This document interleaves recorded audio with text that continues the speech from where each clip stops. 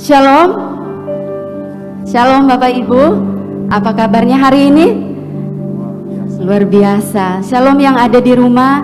Puji Tuhan kita boleh berkumpul kembali dalam anugerah Tuhan yang Tuhan berikan bagi setiap kita untuk kita boleh melayani Tuhan, bahkan bersekutu dengannya pada pagi hari ini. Mari kita akan berdoa untuk membuka ibadah kita pada pagi hari ini. Segala kemuliaan, segala pujian dan syukur Tuhan kami naikkan kepada Engkau, Allah yang hidup, Allah yang bertahta di atas kerajaan surga. Tak henti-hentinya Tuhan kami bersyukur sebab Engkau baik dalam kehidupan kami. Anugerah-Mu senantiasa menyertai kehidupan kami Tuhan hari lepas hari. Pagi hari ini Tuhan kami membawa kehidupan kami. Kami mau persembahkan sebagai korban yang berbau harum di hadapan Tuhan. Sebagai tanda ucapan syukur kami. Biarlah anugerah Tuhan turun dan menaungi setiap kami. Kami boleh mengalami perjumpaan secara pribadi dengan Tuhan. Tidak ada satupun yang terlewat oleh Engkau ya Tuhan pada pagi hari ini. Seluruh kehidupan kami Tuhan kami mau taklukkan di bawah kaki-Mu ya Bapa. Kami membuka ibadah kami pagi hari ini. Kuduskan dan berkati ibadah kami Tuhan. Dan kami memberkati ibadah kami hanya di dalam satu nama, Tuhan Yesus Kristus. Haleluya. Haleluya Tuhan. Kami mau bersyukur kepadamu Tuhan untuk setiap perbuatan yang Engkau lakukan dalam kehidupan kami.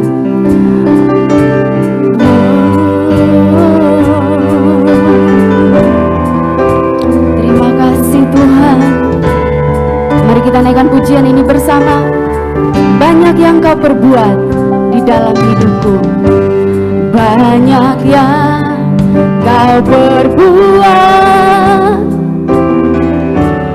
di dalam hidupku. Rancangan indahmu terjadi di hidupku. Bapa yang mengerti segala yang ku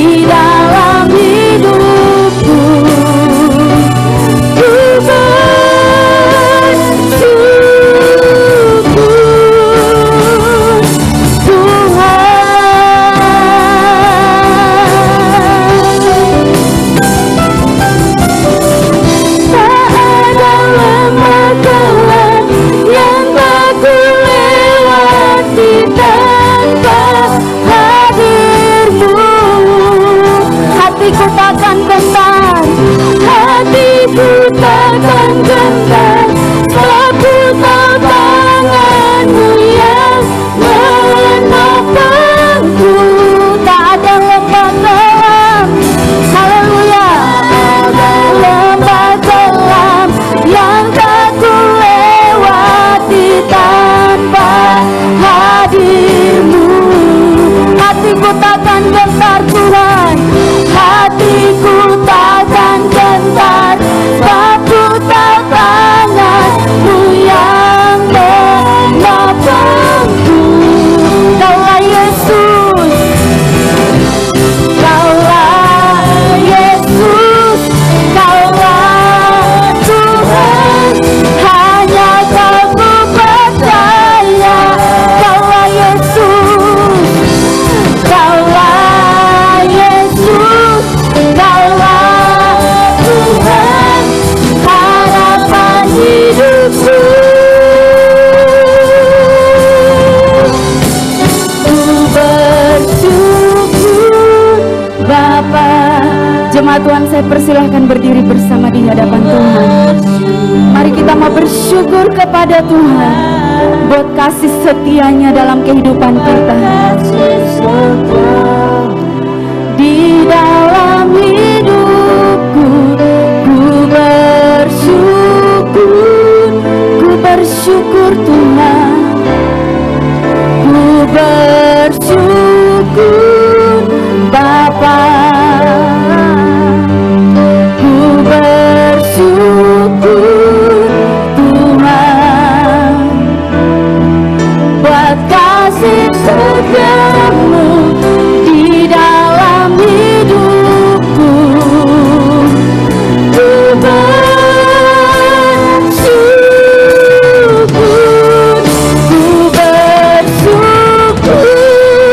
Bapa. Ku bersyukur Tuhan buat kasih setiamu di dalam hidupku. Ku bersyukur, ku bersyukur, ku bersyukur Bapa. Ku bersyukur Tuhan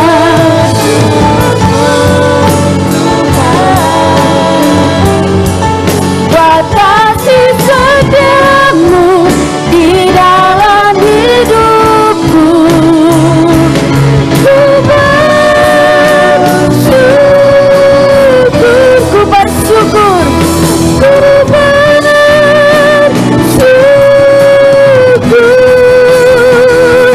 Tuhan.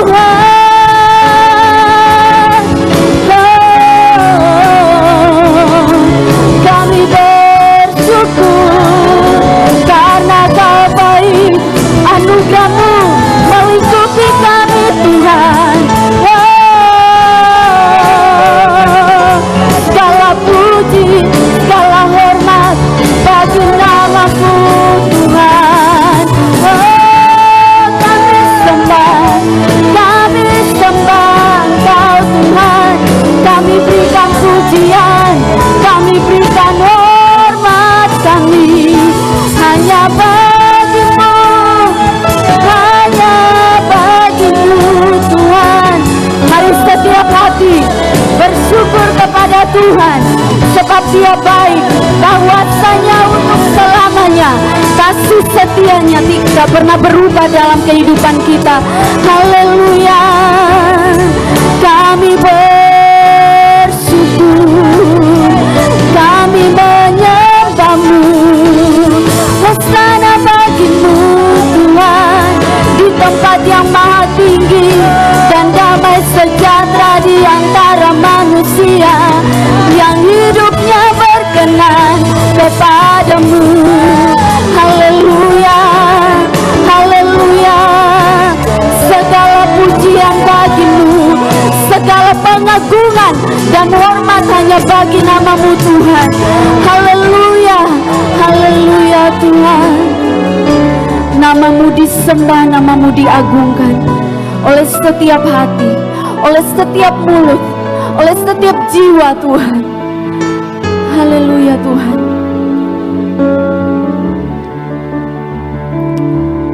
Ini ucapan syukur kami Tuhan untuk setiap kebaikan-Mu dalam kehidupan kami. Biarlah ibadah kami pagi hari ini Tuhan merupakan ibadah yang mendatangkan kuasa, mendatangkan pemulihan, mendatangkan berkat bagi setiap kami.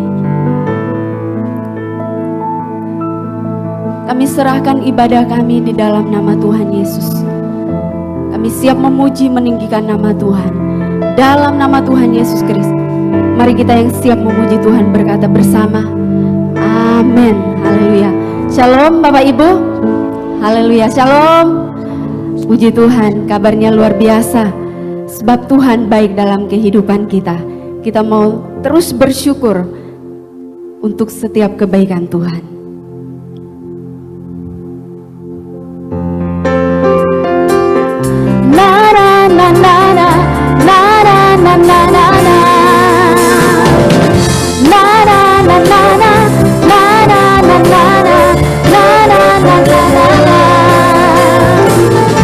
Haleluya, ku memuji-Mu Tuhan, karena kasih-Mu tak berkesudahan. Biar yang bernafas memuji Sang Raja, di atas gunung dan di dalam samudra.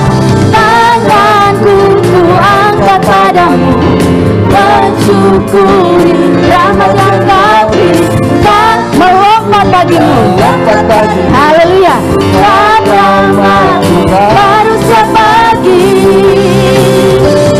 Bersyukurlah kepada Tuhan, sebab Dia baik, sebab Dia baik. Bahwasanya untuk selamanya, kasih setianya, kasih setianya. Na na na na na, na na na na na, na na na na na na. Haleluya, ku memuji-Mu Tuhan, karena kasih-Mu tak berkesudahan. Biar yang bernafas memuji Sang Raja, di atas gunung dan di dalam samudra. Tanganku ku angkat padamu, mensyukuri rahmat yang Kau beri. Kakiku melompat bagimu, rahmat-Mu. Katakan sama-sama, bersyukurlah, bersyukurlah kepada Tuhan, sebab Dia baik, sebab Dia baik. Bahwasanya untuk selamanya, kasih setianya, kasih setianya. Bersyukurlah kepada Tuhan, sebab Dia baik, sebab Dia baik. Bahwasanya selamanya, haleluya, kasih setianya, kasih setianya. Na na na na na, na na na na na, na na na na na na. Sekali lagi, na na na na na, na na na na na, na na na na na na. Haleluya. Sebab tiada nama lain di bumi dan di surga yang olehnya kita diselamatkan. Haleluya.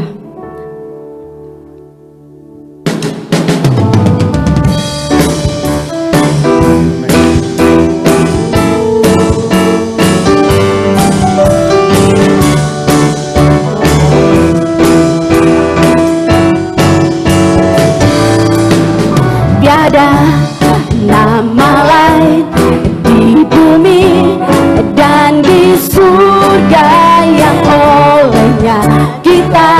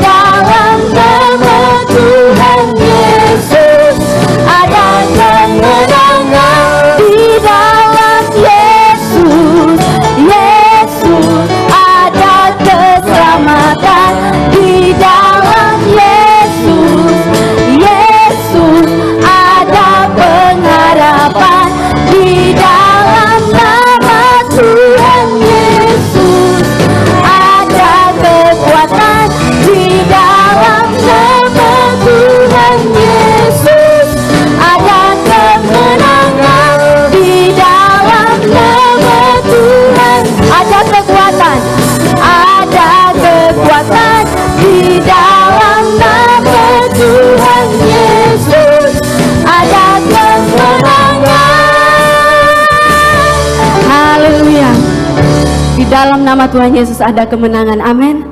Mari kita siapkan hati untuk kebenaran firman Tuhan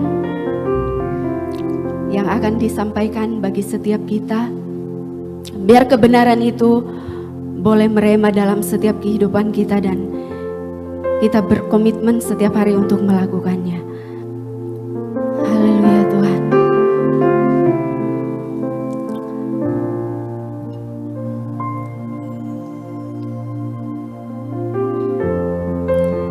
Sering ku tak mengerti jalan-jalan-Mu Tuhan. Haleluya.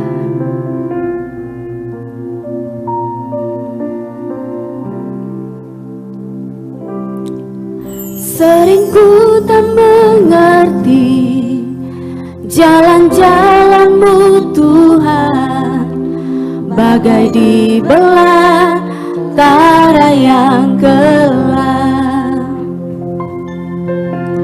Tanpa seribu tanya, namun tetap percaya, jejak-Mu Tuhan sungguh sempurna. Sering ku tak mengerti.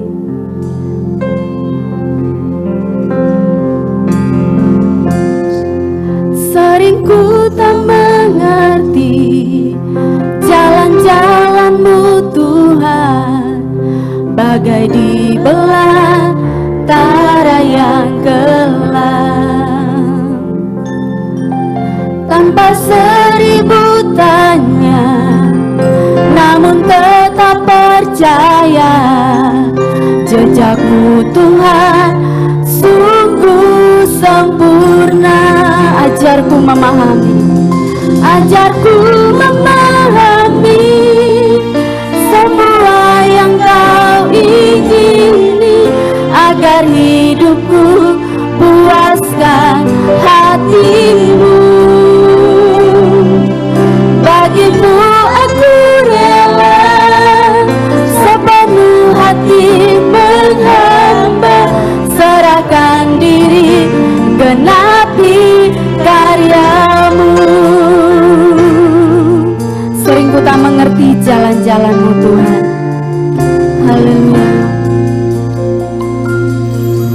Sering ku tak mengerti jalan-jalan-Mu Tuhan, bagai di belantara yang gelap. Tanpa seribu tanya, namun tetap percaya, jejak-Mu Tuhan sungguh sempurna. Ajarku memahami Tuhan, ajarku memahami semua yang Kau ingini, agar hidupku puaskan hati-Mu. Bagi-Mu aku rela sepenuh hati menghamba, serahkan diri, genapi karya-Mu. Ajarku Tuhan, ajarku memahami semua yang Kau ingini, agar hidupku puaskan hati-Mu.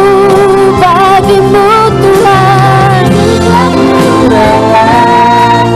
sepenuh hati menghamba, serahkan diri, genapi karya-Mu. Serahkan diri, serahkan diri, genapi karya.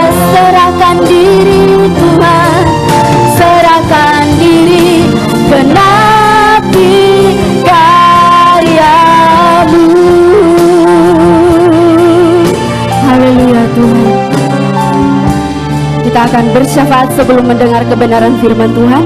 Saya persilahkan yang bertugas untuk berdoa syafaat.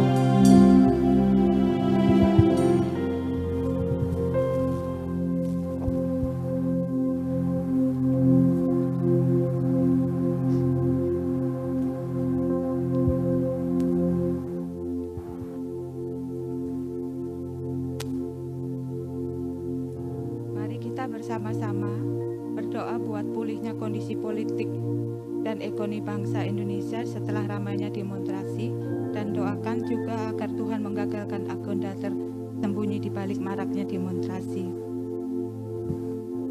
Tuhan Yesus, saat ini kami bersepakat bersama umat Tuhan di tempat ini, bahkan di rumah-rumah. Terima kasih Tuhan untuk pemeliharaan Tuhan sampai saat ini untuk bangsa Indonesia. Terima kasih Tuhan untuk campur tangan-Mu untuk pemerintahan yang ada. Terima kasih untuk Bapak Presiden, Wakil Presiden, semua jajaran yang ada. Terima kasih untuk kepedulian untuk apapun yang diambil untuk keputusan-keputusan yang ada. Bahkan untuk DPR, MPR yang sudah banyak mengambil keputusan untuk kebaikan bangsa ini. Walaupun banyak yang tidak senang, walaupun tidak banyak yang sungguh-sungguh tidak setuju, kami terus berdoa dan memberkati setiap keputusan yang ada.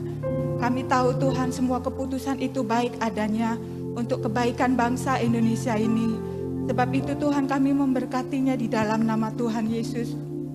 Supaya apapun yang diambil keputusan, baik oleh DPR, baik oleh MPR, oleh apapun itu Tuhan, kami berdoa supaya semua mendatangkan kebaikan buat bangsa Indonesia di masa-masa pandemi ini, untuk mengatasi ekonomi, untuk mengatasi segala konflik, untuk mengatasi segala kesusahan, segala apapun yang ada di bangsa ini.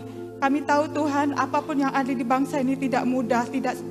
Tuhan, kami percaya bahwa hanya Engkau, oleh karena kemurahan Tuhan, oleh hanya kebaikan Tuhan sajalah bangsa ini terus ada di dalam kasih setia Tuhan. Sebab itu Tuhan, kami terus berdoa dan berdiri di hadapan Tuhan untuk bangsa ini. Untuk apapun yang terjadi Tuhan, untuk demonstrasi yang ada, kami berdoa di dalam nama Tuhan Yesus. Tuhan campur tangan di dalamnya. Tuhan berikan roh ketentraman. Tuhan berikan roh damai sejahtera. Tuhan berikan roh kesukaan atas bangsa ini Tuhan. Kami hanya bisa berdoa dan meminta kepada Tuhan.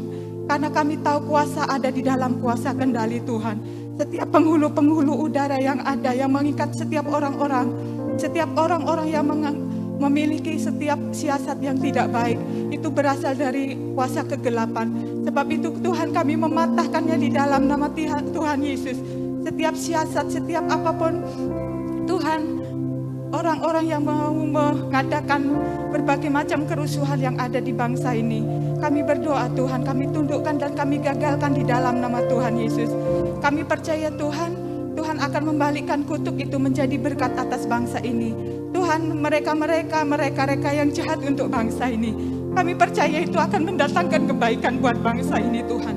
Kami memintanya di dalam nama Tuhan Yesus. Tuhan juga akan tampilkan Daniel yang akan terus mempertahankan bangsa Indonesia ini untuk terbebas dari setiap krisis ekonomi, terbebas dari setiap belenggu-belenggu apapun itu Tuhan. Kami percaya Tuhan tampilkan Yusuf, Daniel, orang-orang yang mau berdiri di hadapan Tuhan. Terima kasih Tuhan, kami juga percaya Tuhan akan tampilkan anak-anak Tuhan yang luar biasa di pemerintahan, di pengusaha, di sektor apapun itu untuk membela bangsa ini dan mempertahankan bangsa ini dengan setiap kemampuan yang mereka miliki. Terima kasih Tuhan Yesus, kami mengucap syukur dan berterima kasih kepada Tuhan. Berkati pemimpin-pemimpin yang ada di gubernuran, Tuhan, di provinsi yang ada, melewati setiap demonstrasi saat ini Tuhan. Tuhan, tolong juga rakyat Indonesia, supaya mereka memiliki hati yang tulus, hati yang lembut, lemah lembut Tuhan. Tidak mudah terprovokator yang ada Tuhan, tidak tersulut dengan setiap hoak untuk setiap apapun yang membuat mereka panas hati. Tuhan tolong bangsa ini, Tuhan tolong rakyat ini, yang saat ini mungkin banyak menghadapi kendala dalam masa pandemi ini. Tuhan berikan roh kelemah lembutan untuk rakyat Indonesia. Terima kasih Tuhan, kami mengucap syukur. Saat ini juga kami berdoa untuk firman Tuhan boleh disampaikan. Tuhan berikan kami hati seorang hamba yang untuk mendengar firman Tuhan, telinga seorang murid untuk mendengarkan firman Tuhan, sehingga kami belajar melakukan firman Tuhan itu tiap-tiap hari dan melakukannya di dalam setiap kehidupan kami. Terima kasih Tuhan, berbicaralah buat hamba-Mu lewat firman Tuhan yang kami mau disampaikan. Di dalam nama Tuhan Yesus ini doa dan kerinduan kami Tuhan. Terima kasih Tuhan, haleluya, amin.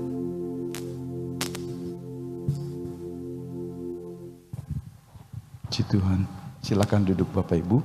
Shalom, kiranya kasih dan anugerah Tuhan turun atas kita sekalian pada pagi hari ini, kasih karunia dari Tuhan kita Yesus Kristus menaungi kita sekalian, puji Tuhan.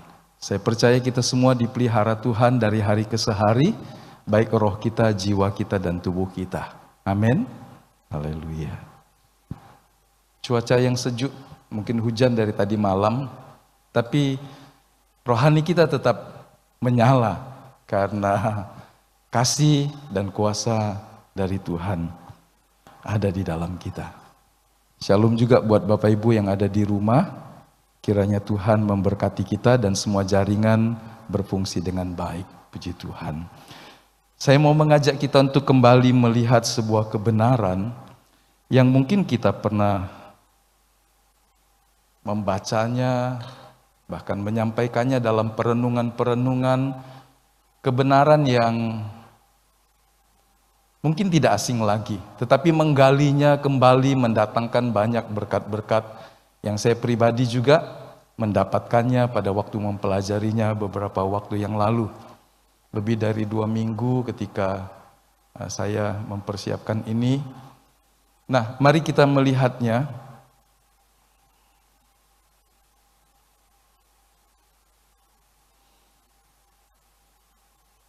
Dari Keluaran. Oke, ya.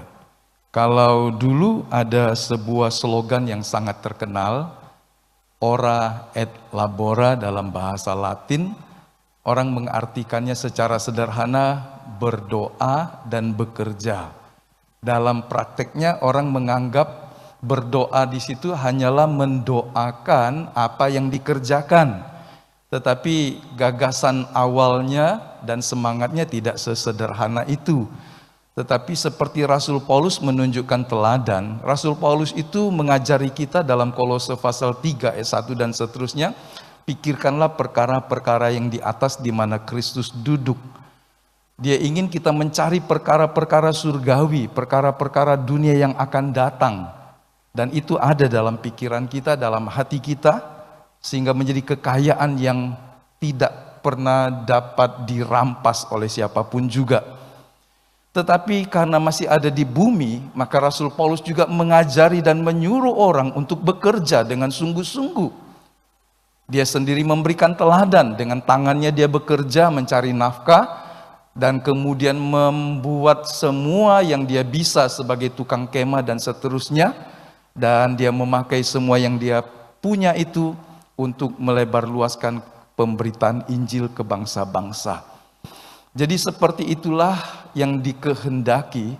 Berdoa maksudnya adalah memikirkan hal-hal yang di surga, dunia yang akan datang. Tetapi karena kita masih ada di bumi, kita harus bekerja dengan sungguh-sungguh.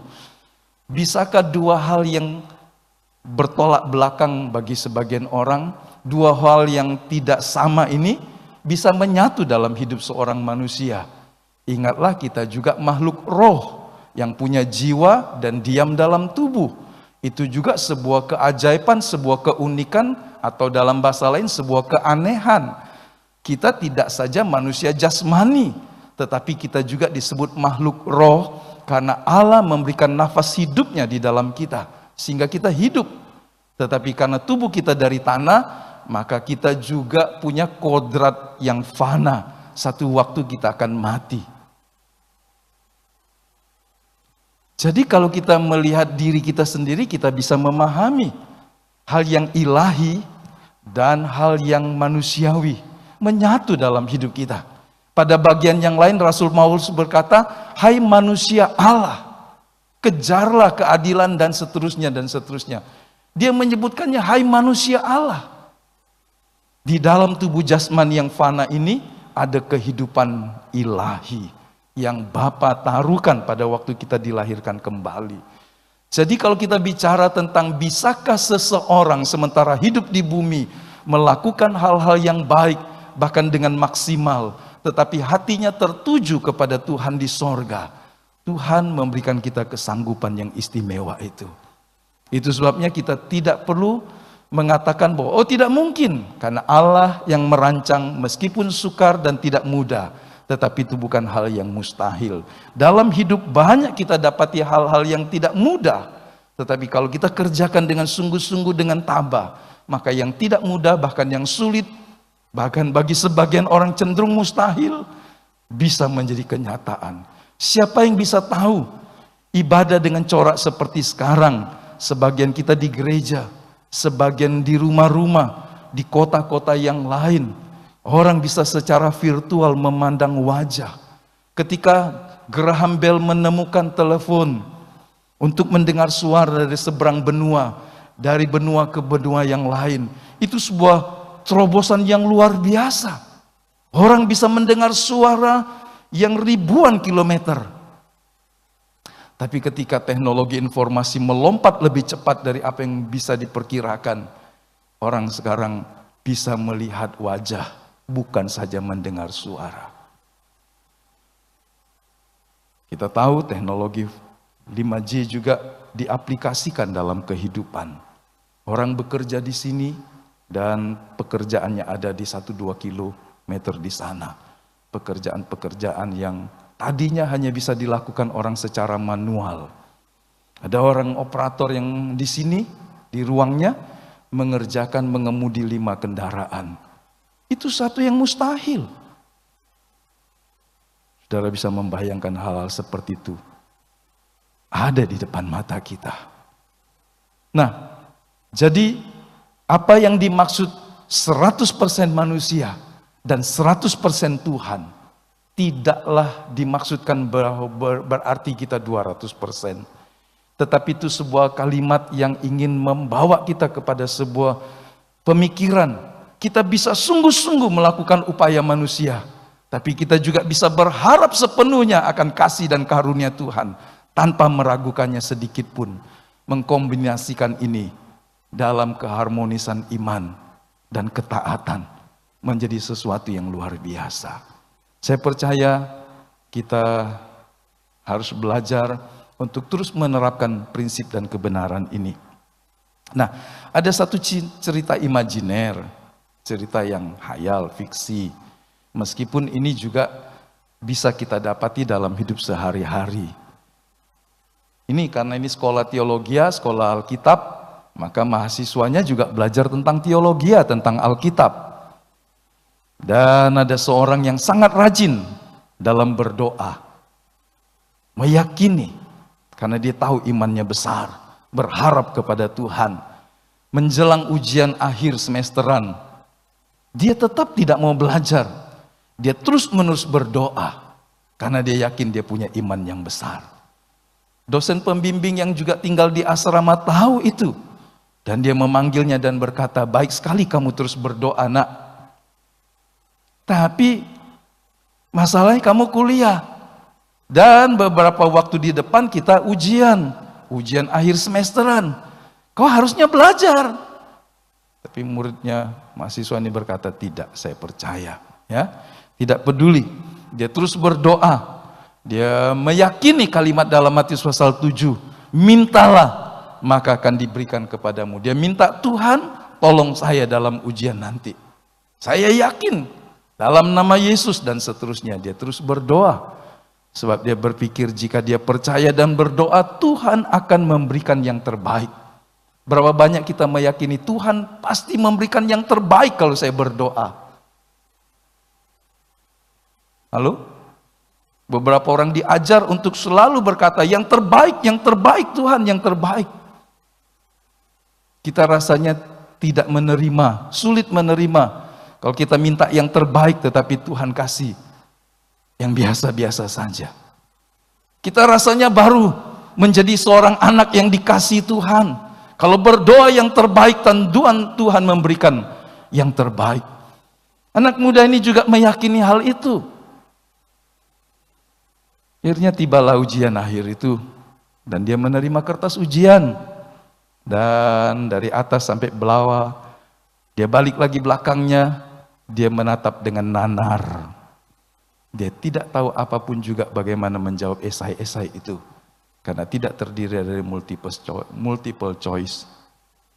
Dia harus berpikir, dia harus menjawab, mengapa, berikan alasan, dan seterusnya, dan seterusnya. Ya, sesaat dia merasa malu. Tapi kemudian dia berpikir dan segera menuliskan jawabannya. Tuhan tahu segalanya. Dia keluar dengan cepat. Tuhan tahu semua jawabannya. Bukankah ini sangat rohani? Dosennya memeriksa dan kemudian membaca kalimat itu. Bukan isinya jawaban, tapi kalimat seperti itu. Kemudian dosennya berpikir sebentar, bagaimana cara menolong anak ini agar dia hidup dalam dunia nyata meskipun dia beriman 100% kepada Tuhan. Dia bilang begini, karena Tuhan tahu semuanya, 100 untuk Tuhan. Dan karena kau tidak bisa jawab apapun, 0 buat kau. Ya. Kadang-kadang kita berpikir, Tuhan pasti berikan yang terbaik. Saya sudah berdoa 6 bulan. Saya sudah berdoa siang dan malam. Memperkatakan janji Allah. Tuhan pasti tolong. Tapi dia tidak melakukan pekerjaannya sebagai seorang mahasiswa yang harus belajar dan belajar dan belajar karena dia disebut pelajar. Mari kita membedakan dan menggabungkannya. Tidak melakukan sesuatu dan menggagalkan atau menolak yang lain. Saya percaya kita semua paham. Yang paling penting mari kita melakukannya. Nah, benarkah iman anak ini hebat, memperkatakan firman, mengutip ayat hebat, tapi waktu ujian dia tidak bisa buat apa-apa. Imannya tidak menolong sama sekali. Tuhan di sorga menurut Bapak Ibu ketawa atau senang atau acung 2 jempol?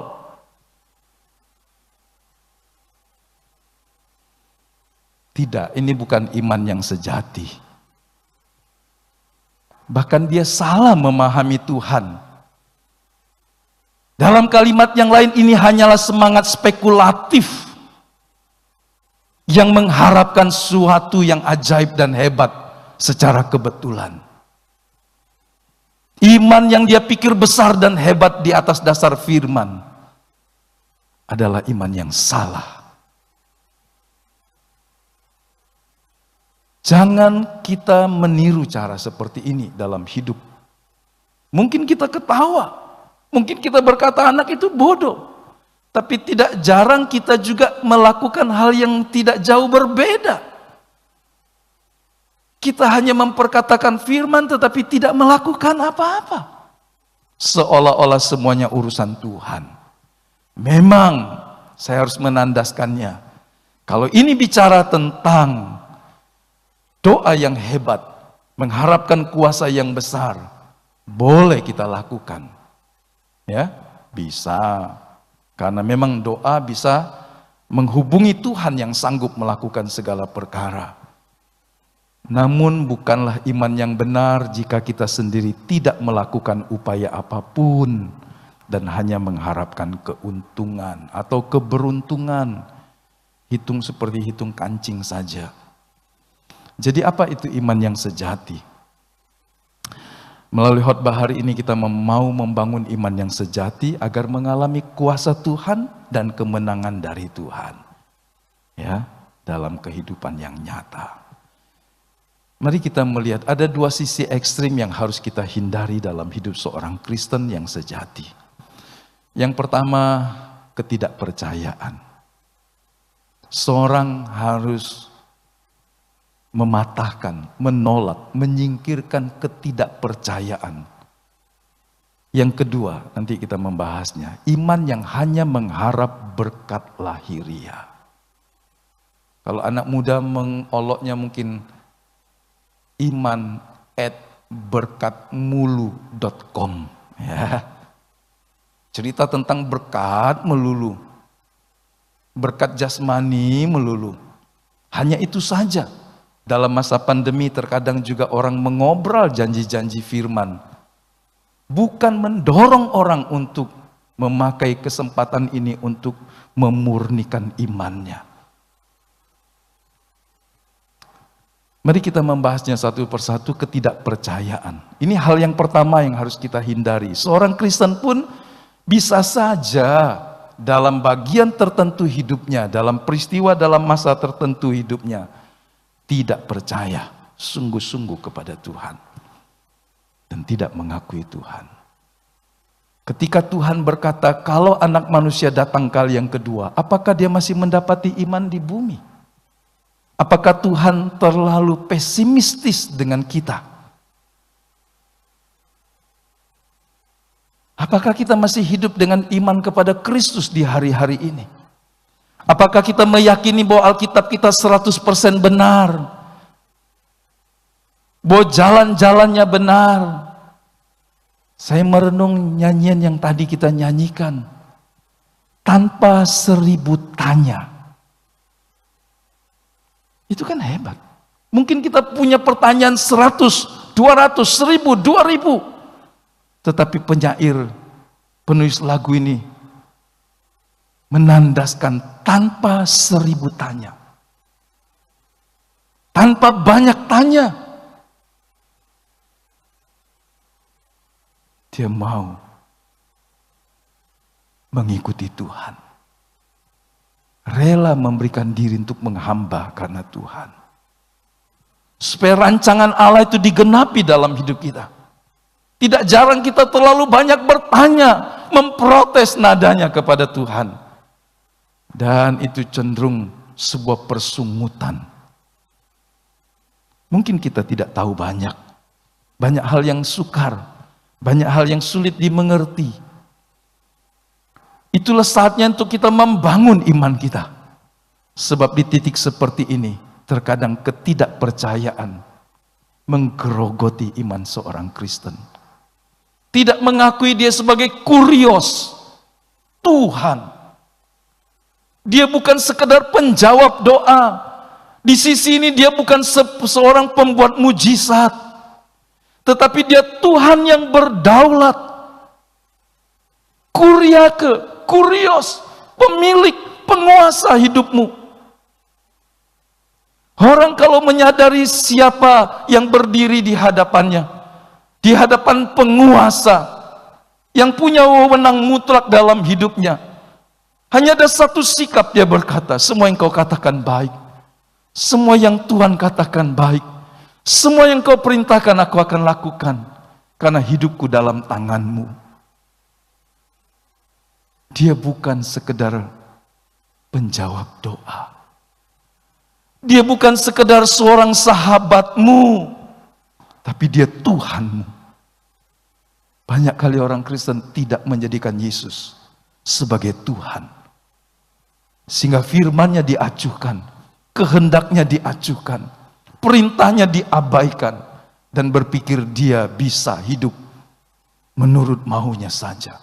Dan Tuhan harus melakukan apa yang dia ingini. Terbalik. Perancang lagu tadi bagus. Dia mau hidup melakukan kehendak Tuhan.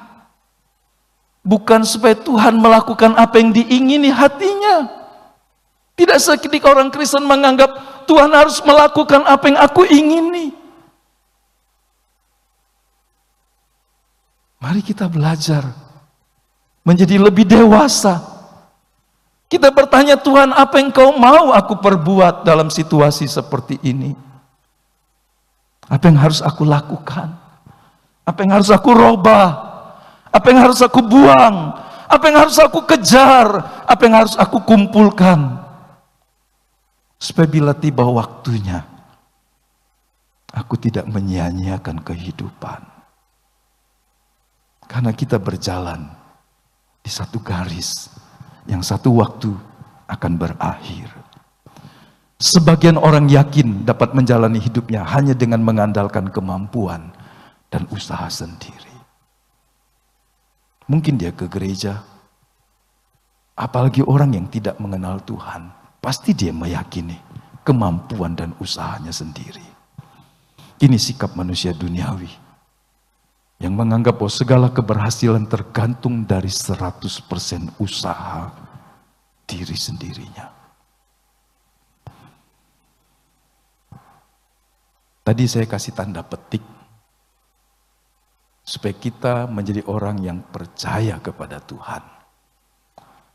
Ada 7 hukum Nuh yang ketika saya membaca dari buku Rita Wahyu, saya mendapati ternyata ini juga menjadi sebuah perbendaharaan kuno yang kaya dalam kekristenan di masa lampau. Ini juga dipercaya orang Yahudi, hukum yang mengikat bagi anak-anak Nuh, yaitu seluruh umat manusia. Sebab setelah Nuh, maka mulailah kehidupan yang baru. Orang-orang di zaman Nuh sudah binasa semua dengan air bah. Sem, Ham, dan Yafet. Dari 3 nama ini muncul bangsa-bangsa di muka bumi. Ini generasi yang baru. Sehingga sebuah keyakinan, ini keturunan dari Nuh, yaitu seluruh umat manusia. Dan orang non-Yahudi yang mengikuti hukum Nuh disebut Ger Tosaf, yaitu orang asing yang saleh, righteous Gentile. Jadi ini orang yang meskipun tidak beragama seperti mereka, tetapi orang ini disebut orang yang saleh. Dalam perjalanannya ini juga disebut proselit, orang non-Yahudi yang percaya kepada Yehova yang disembah bangsa Yahudi. 7 ini kita lihat, jadi ini sebelum Musa, zaman Nuh. Jangan menyangkal Allah, jangan menghujat Allah, jangan membunuh, jangan berhubungan seksual yang tidak patut, maksudnya tidak dalam hubungan suami istri. Jangan mencuri, jangan makan binatang yang hidup-hidup. Meskipun ada mitos jadi obat kuat kalau makan binatang hidup-hidup. Ya. Bentuklah sistem hukum pengadilan yang menjaga ketaatan hukum. Jadi hukum Nuh sudah ada. Dan ketika di sidang yang pertama kali, sinode pertama kali dalam Kisah Rasul 15, kepada orang-orang non-Yahudi yang menjadi percaya kepada Yesus, rasul-rasul mendefinisikan kembali, karena ada orang yang merusak ajaran Injil kasih karunia, yang pergi ke Galatia, ke kota-kota yang lain dan berkata, kamu bisa selamat karena percaya kepada Yesus, tapi juga harus melakukan hukum-hukum Taurat seperti kami orang Yahudi melakukannya. Dan terjadi kegoncangan yang besar. Kemudian mereka menyampaikan berita ini. Para rasul kemudian memutuskan sebuah persidangan, berdoa, meminta Tuhan menolong, dan kemudian berkata begini, keputusan Roh Kudus dan keputusan kami. Lihat, ada faktor ilahi, ada faktor manusia. Ini para rasul, murid-murid Yesus langsung memberikan sebuah landasan hukum bagi gereja di zaman itu untuk orang non-Yahudi. Keputusan Roh Kudus dan keputusan kami. Keputusan kami berarti keluar dari akal budi, keluar dari pemikiran, keluar dari hikmat dari Allah yang diberikan kepada mereka. Sehingga kita tidak selalu boleh berkata, saya hanya taat kepada Tuhan. Ini suara Tuhan. Tetapi sesungguhnya ketika seorang berbicara dan berkata-kata, dia bisa mendapat inspirasi dari Tuhan, dia bisa mendapat ilham dari Tuhan, dari Alkitab, kemudian dia bisa menggumulinya. Dan dia menyampaikan, sehingga dia bisa berkata ini juga berasal dari Tuhan, dan dari pemikiran oleh hikmat yang dipimpin oleh Roh Kudus. Jadi, mereka merangkainya menjadi 4 saja. Karena kalau mereka menjadi orang yang percaya kepada Yesus, pencipta langit dan bumi, berarti yang pertama mereka telah memenuhinya. Termasuk yang kedua, karena mereka menjadi orang yang percaya kepada Yesus sebagai Tuhan, hukum jangan menyangkal dan jangan menghujat Allah telah terpenuhi. Jangan membunuh, jangan berhubungan seksual yang tidak patut, mereka katakan jangan berbuat cabul, menjauhi percabulan. Jangan mencuri karena ada hukum negara yang telah mengaturnya. Jangan membunuh juga karena ada hukum negara yang mengaturnya. Gereja nggak perlu lagi mengatakannya seperti itu. Karena orang yang hidup menuruti firman Tuhan, dia pasti juga hidup menuruti hukum-hukum dalam negara. Jangan makan binatang hidup. Mereka berkata, jangan makan binatang yang mati lemas. Jadi ada cara orang yang membunuh binatang, dan tidak dengan cara menyembelihnya. Ada yang hidup-hidup, ada yang dibikin setengah hidup, dan seterusnya. Penjelasannya saya tidak panjang lebar, tetapi 4 kebenaran yang terangkum dari 7 hukum ini setelah ditambah dengan apa yang telah dilakukan di dalam peraturan negara, mereka menyampaikan kalau kamu melakukan 4 hal ini, kamu berbuat baik. Jadi iman orang-orang percaya non-Yahudi bertumbuh tanpa dibebani melakukan hukum Taurat dan tradisi orang Israel atau orang Yahudi. Itu yang saya mau hanya menegaskan sedikit saja di situ.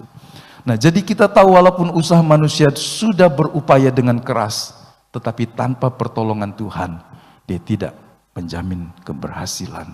Keberhasilan tentu dalam ukuran Tuhan. Kehidupan kita tidak dapat berjalan hanya dengan keterampilan kita sendiri. Ya, ada banyak faktor yang masih akan mengubah situasi kita. Orang menyebutnya faktor X. Amsal berkata, manusia merencanakannya, tetapi Tuhan yang memutuskannya. Ada kedaulatan, ada kewenangan Tuhan. Dari sisi kita harus mengupayakan yang terbaik. Salomo pun seorang raja yang pernah menjadi raja yang terkaya, mengaku di dalam Mazmur yang dia tulis 127, jikalau bukan Tuhan yang membangun rumah, sia-sialah usaha orang yang membangunnya. Jikalau bukan Tuhan yang mengawal kota, sia-sialah pengawal berjaga-jaga. Sia-sialah kamu bangun pagi-pagi dan duduk-duduk sampai jauh malam dan makan roti yang diperoleh dengan susah payah, sebab dia memberikannya kepada yang dicintainya pada waktu tidur. Harus jelas dulu, yang dimaksud oleh Salomo bukanlah Tuhan memberikan rezekinya, berkatnya kepada orang yang cuma tidur-tiduran. Karena dia harusnya bekerja, tapi dia meyakini ayat ini secara salah. Tentu ayat yang dibawa tidak bertabrakan dengan ayat yang pertama. Ayat yang pertama dia berkata, jika bukan Tuhan yang membangun rumah, manusia bisa membangunnya. Tuhan tidak membangun rumah. Tapi maksudnya orang bisa bangun rumah, tapi kalau Tuhan tidak berkenan, maka rumah itu bisa saja atau keluarga itu tidak ada damai sejahtera. Tidak ada suasana surga di dalamnya. Sama seperti orang berkata kau bisa bangun rumah tetapi bangun seperti istana tapi tidak ada damai sejahtera karena tidak ada Tuhan di sana. Dalam bimbingan pranikah sering kali saya menandaskan terus menerus. Satu bentuk segitiga, suami, istri, dan Tuhan tidak boleh terlepas. Persekutuan seorang suami terhadap istri, istri terhadap suami harus menempatkan Tuhan sebagai pihak ketiga yang aktif. Karena Tuhan, seorang suami mengasihi istrinya seperti Kristus mengasihi jemaatnya. Karena Tuhan, seorang istri tunduk dan hormat kepada suaminya seperti jemaat tunduk dan hormat kepada Tuhan. Ketika Anda melakukan karena dan untuk Tuhan, meskipun yang menerima kebaikan, pengorbanan adalah sesama, tetapi Tuhan memperhitungkan itu semua sebagai sebuah pengabdian kepada Dia. Itulah yang dipersoalkan Tuhan dalam Matius pasal 25. Ketika aku lapar, kamu tidak memberi aku makan.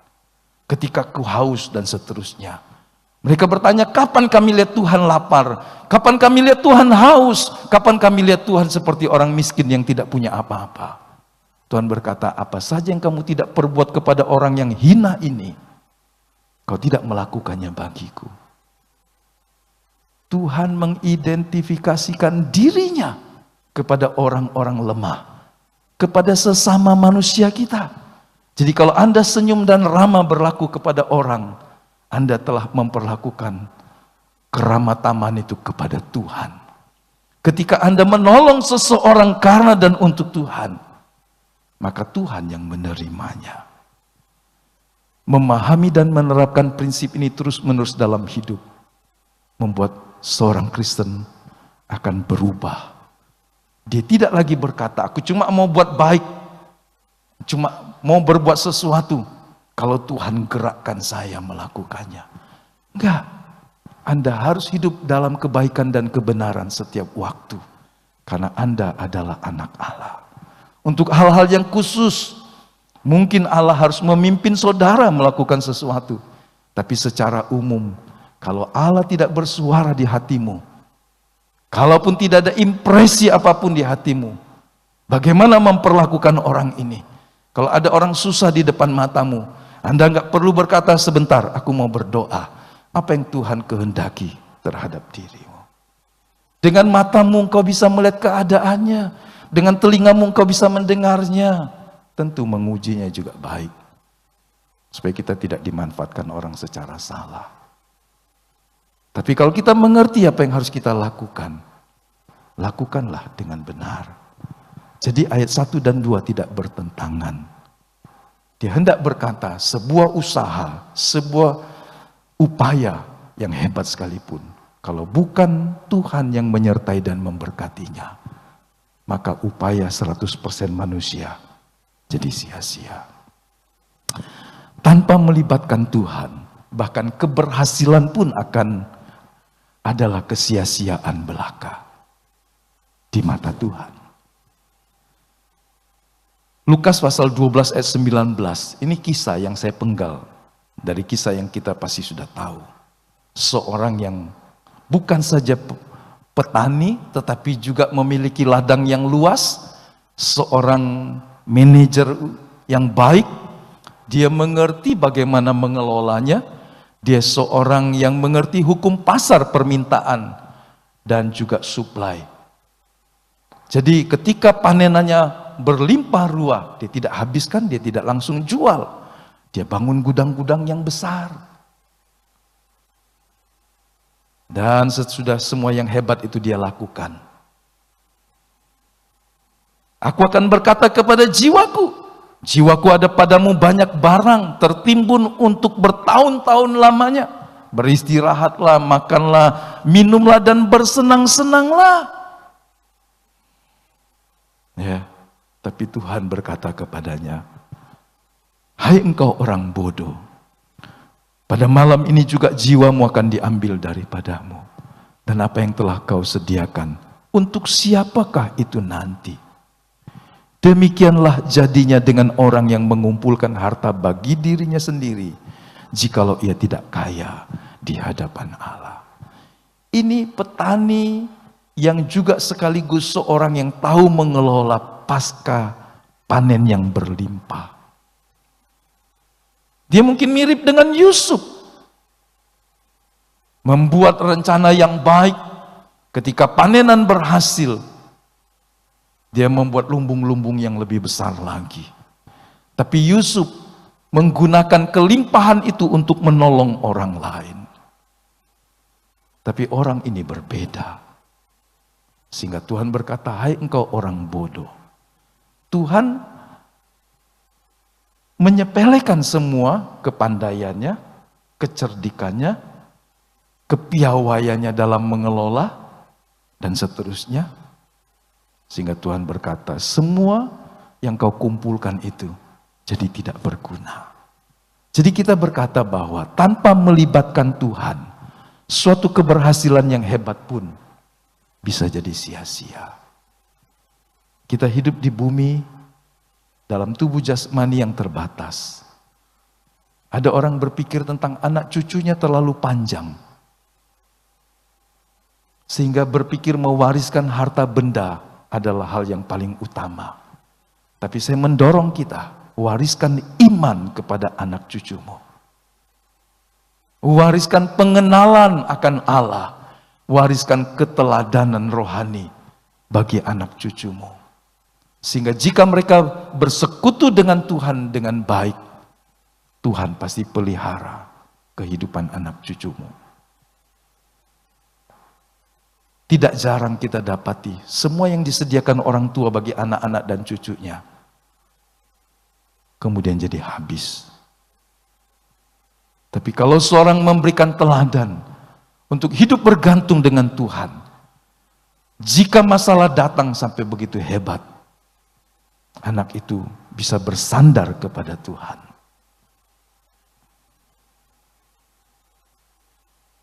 Ini sebuah buku yang umum, bukan buku rohani. Outliers, Malcolm Gladwell menulis begini.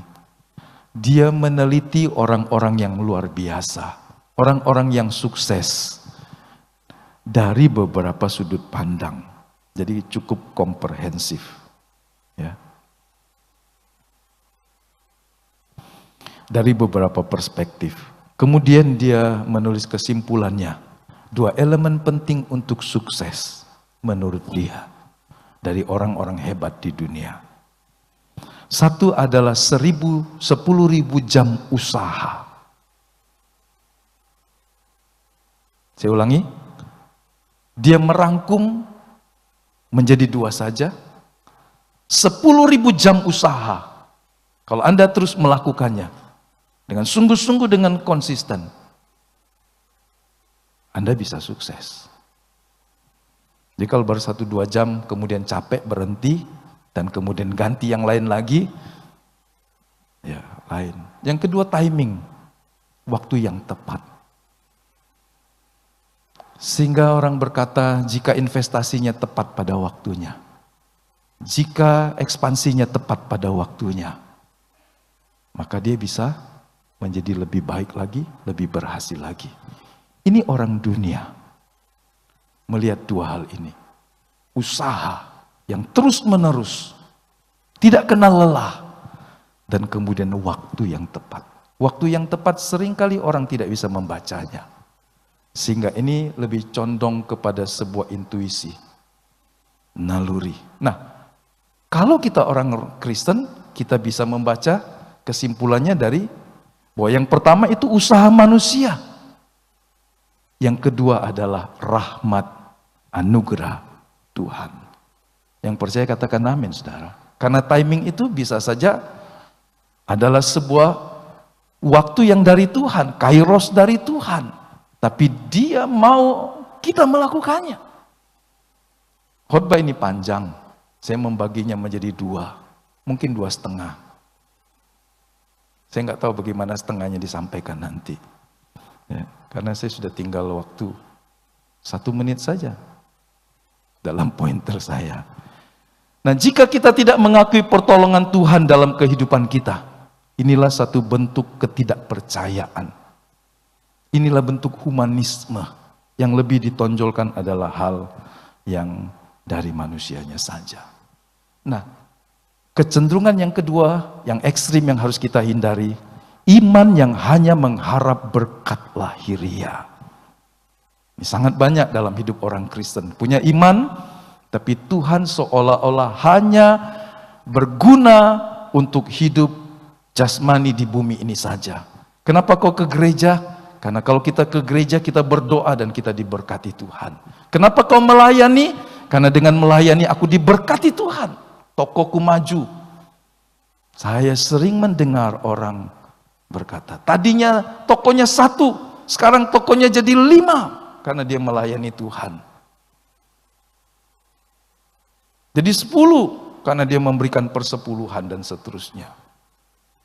Tuhan sepertinya cuma tempat untuk mendapatkan sebuah kekayaan.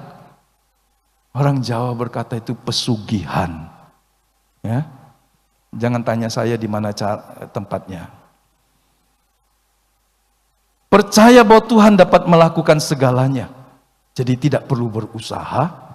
Biar Tuhan melakukannya 100%. Dan kita hanya perlu diam menunggu dengan iman. Itu bagian Tuhan berperang. Bagian saya cuma diam.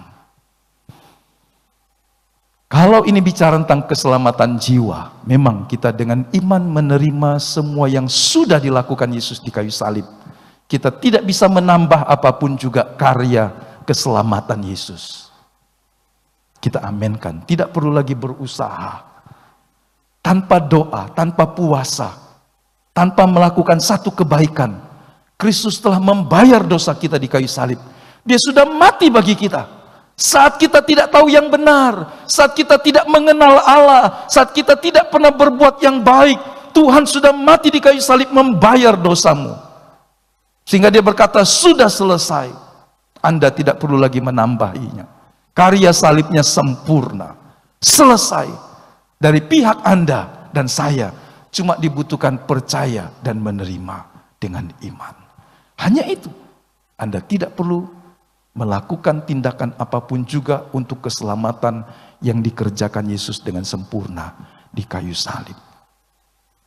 Mengembangkan iman kita, perkataan-perkataan firman yang kita percaya menjadi iman yang menuntun kita datang kepada Allah dan dilahirkan baru menjadi anaknya. Kita memperoleh hidup yang kekal. Tapi saya bicara tentang mengatasi masalah hidup sehari-hari. Ini dibutuhkan upaya yang serius. Bahkan seringkali harus maksimal. Ingat mahasiswa yang tadi. Yang dia lakukan cuma doa memperkatakan firman. Tapi dia tidak belajar. Sikap yang tidak mau berusaha dan hanya mengharapkan kuasa Tuhan adalah suatu kelalaian yang disengaja. Saya cetak tebal, suatu kelalaian yang disengaja. Hanya Tuhan, itu urusan Tuhan. Tuhan yang akan lakukan, kelihatan rohani. Seperti mahasiswa tadi. Tapi ini bukanlah iman yang benar. Saya mau selesaikan di poin ini. Keyakinan seperti itu bertentangan dengan kepercayaan ajaran Kristus. Biasanya itu dilakukan dalam agama lain. Atau dalam bentuk perdukunan. Bla bla bla bla bla bla. Sudah pulang. Semuanya dilakukan secara adikodrati. Ya kan, kau cuma pulang saja. Nah, nanti sebelum keluar itu ada kotak kasih sukarela. Nanti semuanya selesai. Dalam hubungan Anda dengan Tuhan, bukan begitu. Jadi maksud saya mereka berdoa hanya semata-mata supaya mendapat lotre. Apa bedanya dengan orang Kristen yang ke gereja, yang melakukan aktivitas agamawi, dan hanya berkata, Tuhan akan memberkati saya. Saudara, harusnya kita membaliknya. Kenapa Anda berbakti? Karena Tuhan sudah menyelamatkan saudara. Kenapa Anda melayani? Karena itu menghormati Tuhan yang sudah mengasihi, menyelamatkan, dan memberkati saudara. Kenapa kita memberikan persembahan? Karena Tuhan sudah berkati saya. Apakah Tuhan akan menggantikannya nanti atau tidak? Saya tidak memperdulikannya. Waktu kita menolong seseorang, masa kita berkata, saya tolong kamu 1.000 rupiah. Kamu tolong saya 5.000 ya kalau waktu saya susah. Dia bilang, aku kasih aja kau 10.000. Nanti kau tolong aku 100.000 ya. Begitu saudara. Kadang kita bertransaksi dengan Tuhan. Dengan pelayanan kita. Kita korban 2 jam ke gereja, kita ingin Tuhan mengganti lebih banyak lagi. Sehingga kalau kita tidak melihat apa-apa yang Tuhan nyatakan sebagai bentuk dari apa yang Tuhan responi terhadap tindakan iman kita, pelayanan kita, kita kecewa. Saya melayani Tuhan sekian tahun, mana hasilnya?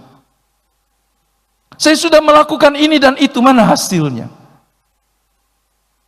Kalau orang berpikir seperti ini, dasarnya salah. Dia menjadikan Tuhan sebagai tempat seperti orang mencari pesugihan. Saya ingin mengajak kita untuk mengasihi Tuhan, karena Tuhan sudah lebih dulu mengasihi kita. Amin. Dia mengasihimu tanpa syarat. Dapatkah kita juga mengasihi Dia tanpa syarat? Karena engkau sudah mengasihi aku. Melayani engkau adalah satu kehormatan.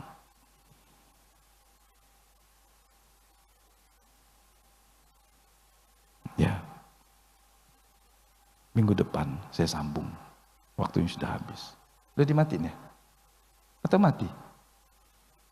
PowerPoint-nya mati.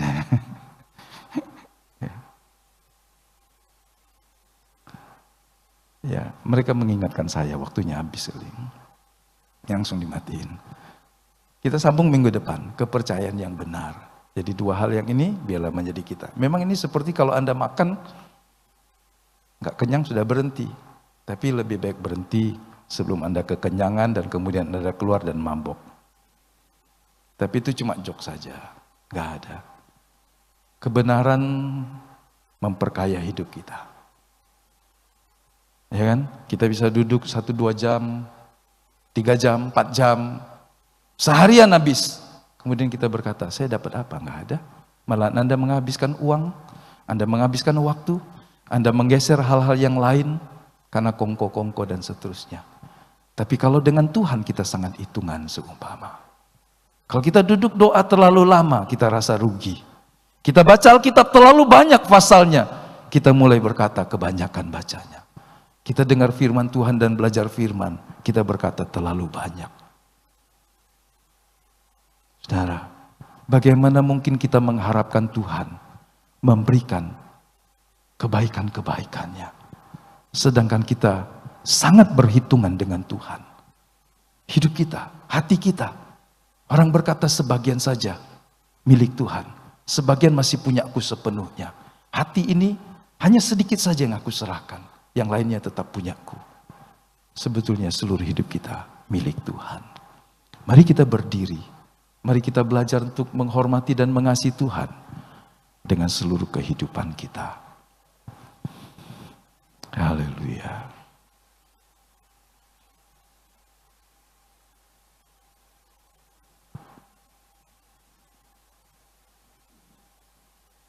Mungkin bagus nyanyi lagu tadi?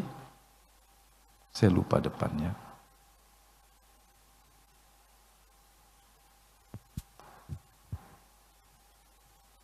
Ya, sebelum kita akhiri, kita nyanyi lagu ini sekali lagi.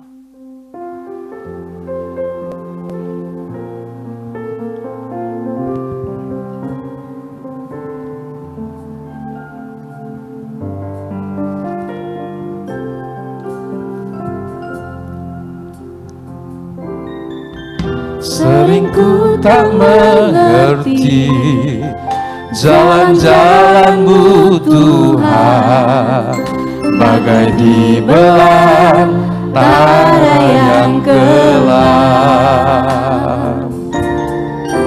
Tanpa seribu tanya, namun tetap percaya, jejak-Mu Tuhan sungguh sempurna. Ajarku memahami semua yang Kau ingini, agar hidupku puaskan hati-Mu. Bagimu aku rela segenap hati menghamba, serahkan diri, genapi karya-Mu.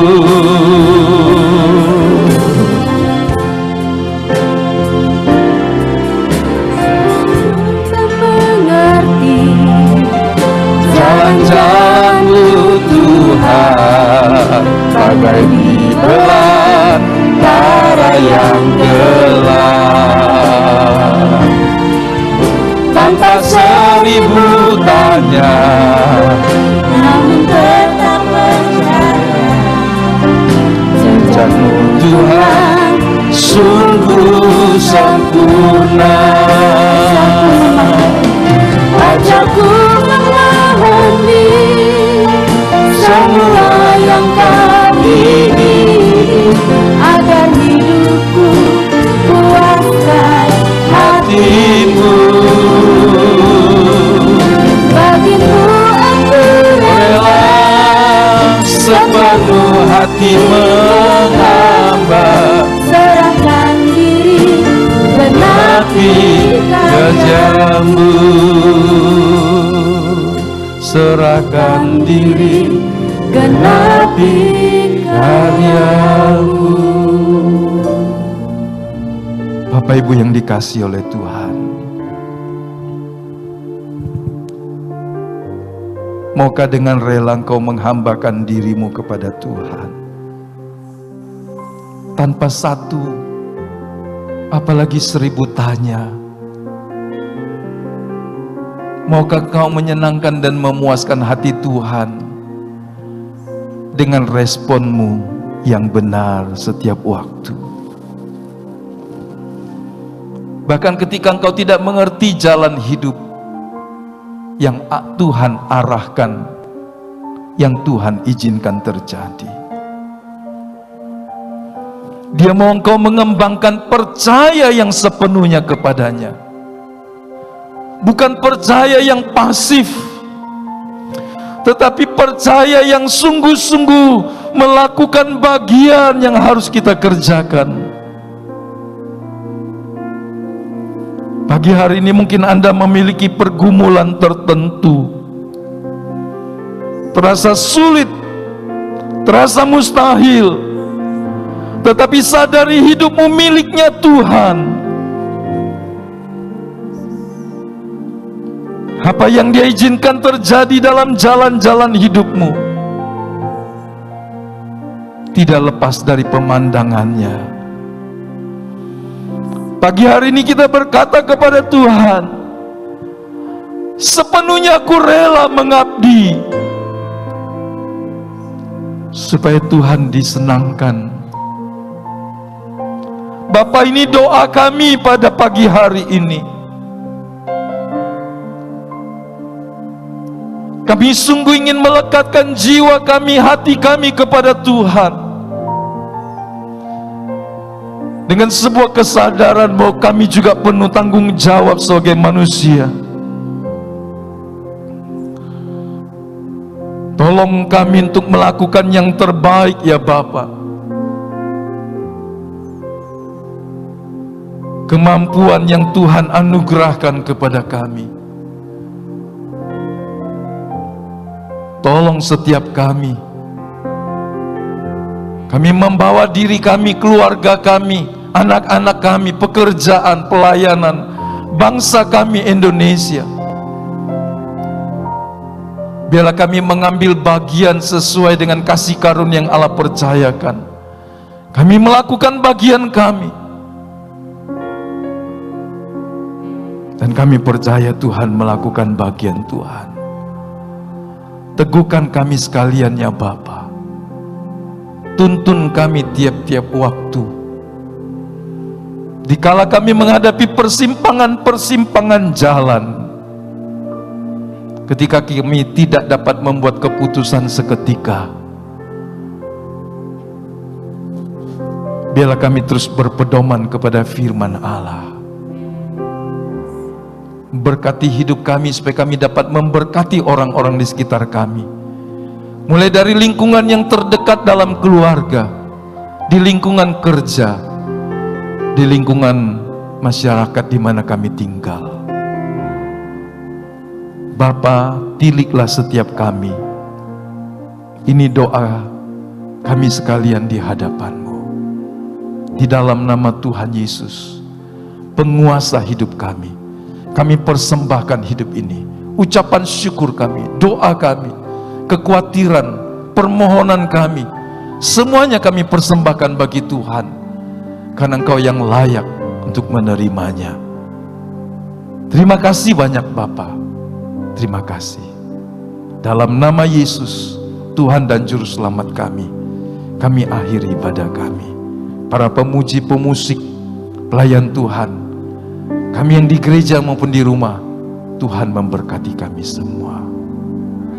Kekasih-kekasih Tuhan, terimalah berkat dari Allah Bapa, kasih karunia dari anaknya Tuhan Yesus, persekutuan, penyertaan Roh Kudus bersama kita hari demi hari, sampai kita dibawa masuk ke rumahnya yang kekal di sorga yang mulia. Haleluya, haleluya, amin.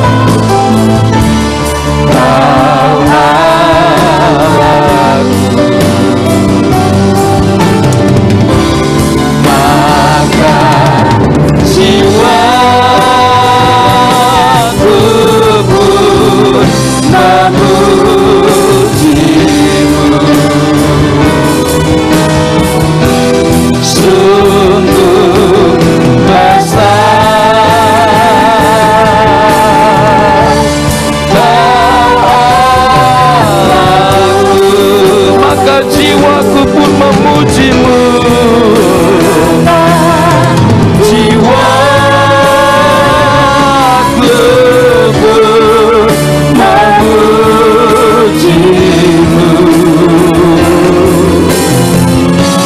Sungguh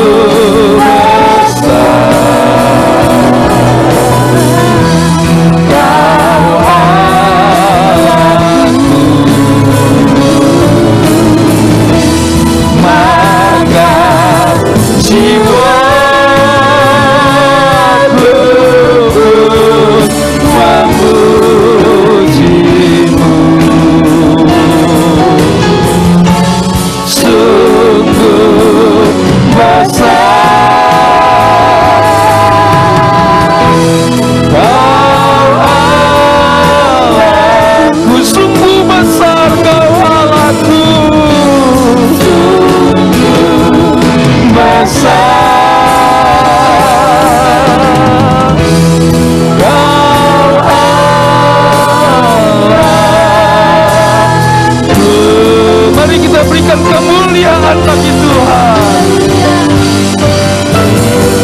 Sungguh besar, sungguh ajaib Tuhan. Sungguh dahsyat, sungguh ajaib Tuhan. Terpujilah nama Tuhan. Terpujilah Tuhan. Silakan bersaat teduh.